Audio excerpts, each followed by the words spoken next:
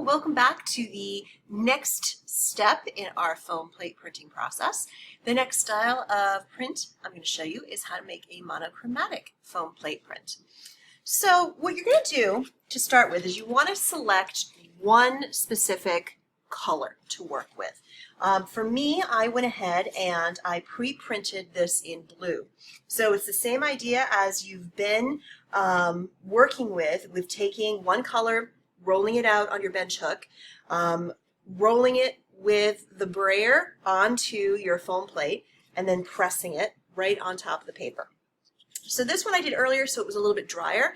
And what I have found with this process is letting it just dry a little bit, or if you have a hair dryer, if you're working remotely, that actually works really well to help dry your print.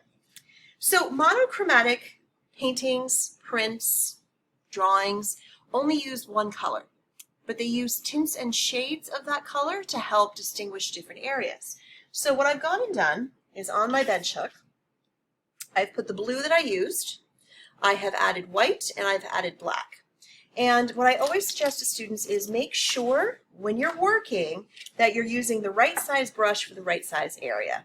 Okay, and I'm going to use this brush here, which might be a little bit on the small side for this, but it's going to help me actually get into some smaller spaces. So what I'm going to do is just show you an example of how you're going to do this. And you'll probably have more light areas and dark areas that you're going to put onto your plate. But what you're going to do for this part is you're actually going to paint the color onto the plate, because there's going to be some specific places that you're going to want lights and darks.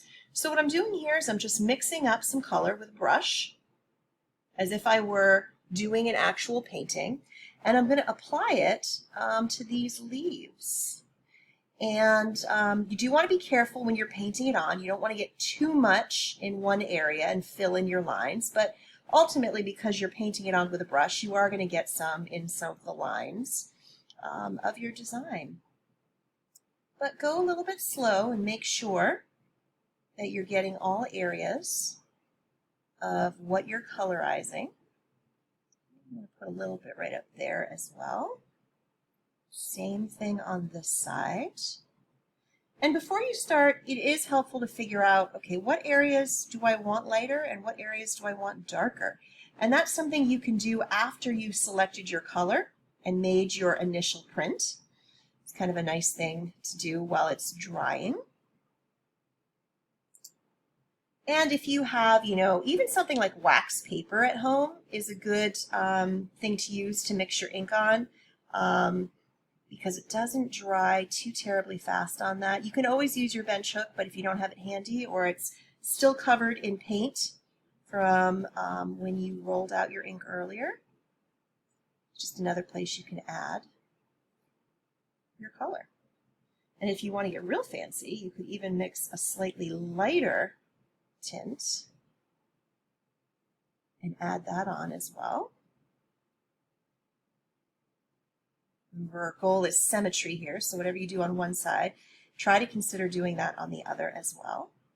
And when you're ready, just clear your workspace here, and then you're going to take your plate, and this gets a little bit tricky, but it can be done. So you want to make sure that your plate is going to be going in the same direction as your print, and get those corners lined up as best you can. And when you think you got it, you want to drop it, use your Baron, press over the area that you've painted, make sure that you've got that as best you can, and then carefully you can pick it up, and there is your lightened area with your tinted, well, for me, my tinted leaves. So you can see that as you're painting your plate, like I said, some of your lines may fill in a little bit. So it's just kind of something to be aware of as you're working. All right. And it's very reflective. The blue is actually a little bit darker than what it's showing up on the screen. And then what I would suggest is cleaning your plate first before you end up adding any darker areas. But because I'm doing this just as an example, I'm going to show you. You don't need a lot of black. If you're mixing a darker version of this blue, you really don't need too much. And it's up to you how dark you get with it. Totally up to you. I think I'm going to do this right here. I'm going really dark with it so it shows up on camera well. And do these circles up here. I did it on one side, so I got to do it on the other.